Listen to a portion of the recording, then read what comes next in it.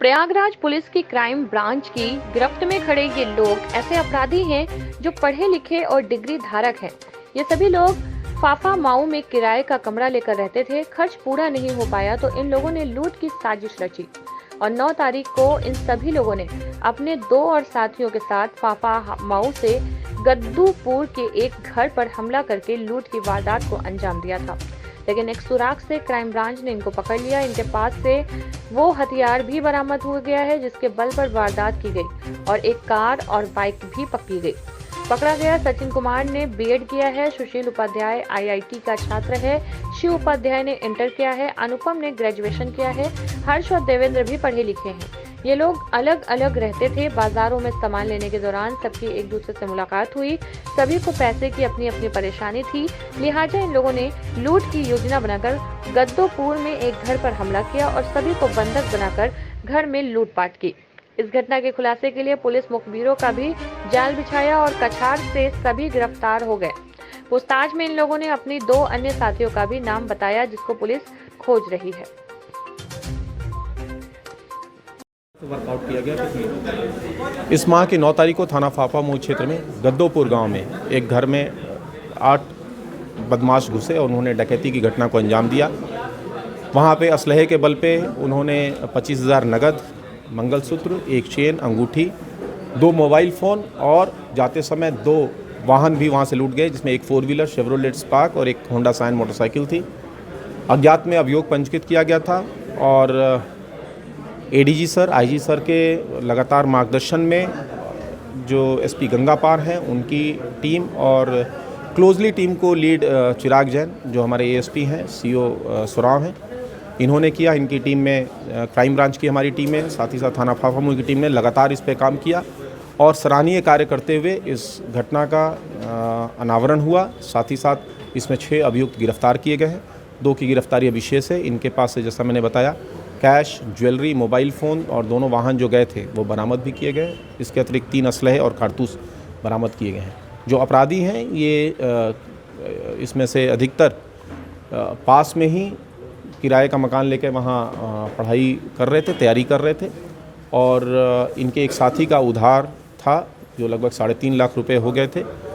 उसी को चुकाने के चक्कर में जो इनका कहना है इस तरह के षड्यंत्र प्लान करके इन्होंने इस घटना को अंजाम दिया।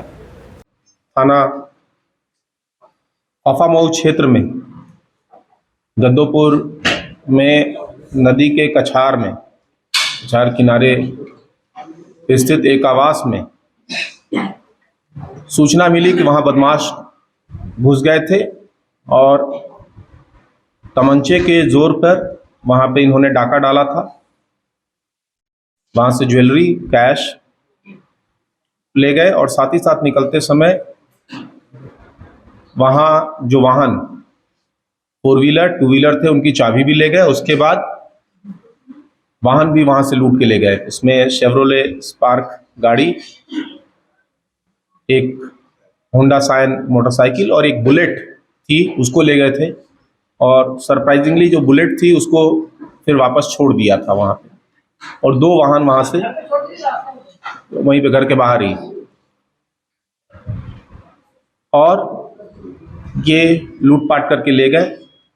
और मैं आगे बताऊंगा कि आखिर ये और ब्लाइंड कैसे था। नॉर्मली इस तरह के अपराध होते हैं तो जो पेशेवर अपराधी होते हैं उस एंगल पे हम लोग काम करना इनिशियली शुरू करते हैं। कौन कौन से गैंग इस तरह के मोडस ऑपरेंडी के साथ काम करता रहा है और उनकी वस्तुस्थिति अभी क्या है, कौन जेल में है, कौन फरार है, कौन अगर बाहर है तो शहर के अंदर में है, बाहर है। इन सब चीज़ों से परे ये घटना थी।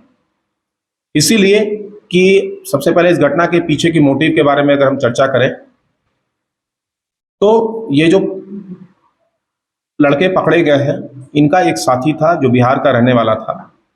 उसने लगभग 2,80,000 रुपया, उसका नाम निशान था, 2,80,000 रुपया एक व्यक्ति से उधार लिया था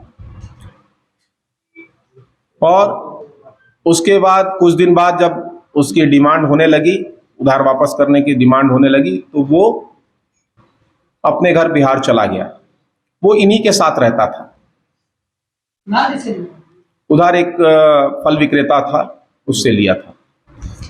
उसके बाद वो उस पर सूद भी जोड़ रहा था अपना। सूद जोड़ते जोड़ते 70,000 रुपया सूद भी हो गया, 2,80,000 दोनों मिला के 3,50,000 की उधारी उस व्यक्ति पे हो गई थी। और चूंकि जिसने पैसा दिया था उसका पैसा फंसा हुआ था, इन्हीं के साथ का लड़का था, तो इन पे दबाव बनाने लगा कि साहब आप पैसा हमारा तुम लोग लौटाओ, तुम्हारा ही साथी ले गया है। अब उसमें जो है ये फिर उसी फल विक्रेता के साथ एक लड़का काम करता था, सचिन पासी, जो हुलागढ़ का रहने वाला है। उस पर भी दबाव था क्योंकि वही एक तरह से मीडिएटर था लड़कों के बीच, और जो उधार देने वाला है उस पर भी दबाव बन रहा था। तो इन सब ने प्लान किया, और प्लान करने के बाद इस घटना को अंजाम दिया था। इसमें अब ये सब एक तरह से पढ़ाई करने वाले, तैयारी करने वाले लड़के थे। तो असलहे, तो एक देवेंद्र मिश्रा नाम का इसमें अपराधी है जो आपके लिस्ट में है, 6ठे नंबर पे उसका नाम है। देवेंद्र मिश्रा ने इनको असलहे प्रोवाइड किए थे। कुल 4 असलहों का इसमें इस्तेमाल हुआ था, 3 रिकवर हो गए हैं। एक अभी, चूंकि 2 इसमें अभियुक्त अभी वांछित चल रहे हैं, प्रियम और दीपक, ये दोनों अभी वांछित चल रहे हैं।